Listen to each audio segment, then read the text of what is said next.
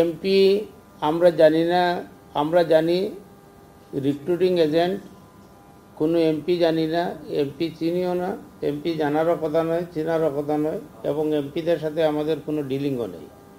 আমরা সিন্ডিকেটেও বিশ্বাস করি না।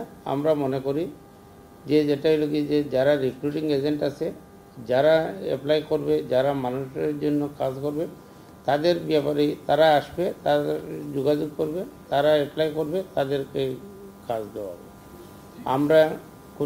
আমি মনে করি যে আমাদের মাননীয় প্রধানমন্ত্রী জননেত্রী শেখ হাসিনা অত্যন্ত আন্তরিক বিদেশে কর্মী প্রেরণের ব্যাপারে।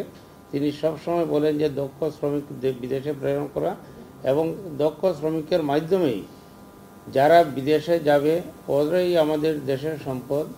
ওরা আমাদের দেশের মান সম্মান ইজ্জত রক্ষার্থে তারা কাজ করে যাচ্ছে, এবং তারা সম্মানী, তাদেরকে সুসম্মানে আমরা বিদেশে প্রেরণ করা, এবং বিদেশ থেকে যারা আসে ওদেরকে সম্মানের সহিত তাদেরকে তদারকি করা, সেটাই হলো কি আমাদের মন্ত্রণালয়ের দায়িত্ব।